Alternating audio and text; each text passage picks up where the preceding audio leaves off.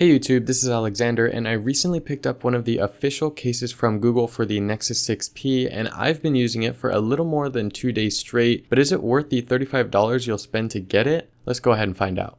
So the Nexus 6P case comes in two colors, carbon and quartz. Now I've opted to get the lighter quartz since I thought that it looked better with my lighter colored aluminum Nexus 6P. But anyway, the case is made from two separate materials. The shell of the case is made from TPU, while the inlay is made from PU microfiber. Of course, being a case made from Google for a phone from Google, all of the necessary ports are available as well as the mic on the back, and there are small coverings for the buttons, but we'll get to that in a minute. The Nexus 6P case looks really nice. I especially love the microfiber on the back. It feels really good, and the pattern is pretty sweet too. There's also a small Nexus logo at the bottom. Also, using the phone with a case isn't any more difficult for the most part. Putting the phone into and taking it out of the case works pretty seamlessly, and while it's on, it looks really good and feels solid. Now it does add some extra bulk and weight to an already heavy device, but unless you have more dainty wrists like me, you should be fine. The fingerprint sensor works perfectly, and none of the camera sensors are blocked, so photos won't be affected either. Oh, and it does have the protective lip around the edge to protect the screen if you decide to set your phone face down.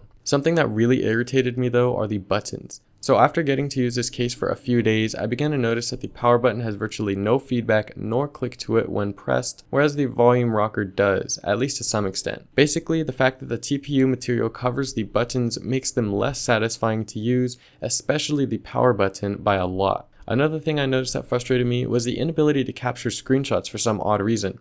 Taking a screenshot is usually accomplished by pressing and holding the power and volume down buttons, but for some reason that gesture just won't register properly with this case on. It'll either sleep the phone or change the volume, but won't snap a screenshot, and it's really annoying when I want to get one. I have yet to contact Google about this issue, but if you'd like to follow along and find out what happens, just follow me on Twitter. Anyway, I think it's a huge issue if it's not just my case, since it prohibits normal use of the phone. Lastly, I'm already seeing the case get a little dirty up by the camera hump. So overall, the Nexus 6P case from Google is definitely quite the looker with its unique microfiber back and pattern and its minimal design, but for $35 and the associated issues I've had, it definitely makes it hard for me to recommend this case to anyone but the most die-hard Nexus fans who don't care about those issues. Furthermore, since the TPU is already getting dirty, it'll be interesting to see how the microfiber fares over the course of its life. Anyway, that's going to end it for the video. I hope you all enjoyed the video, and if you did, be sure to hit that like button and subscribe down there to be among the first to watch my Nexus 6P review, which is on the way, and I will catch you in the next one. Peace.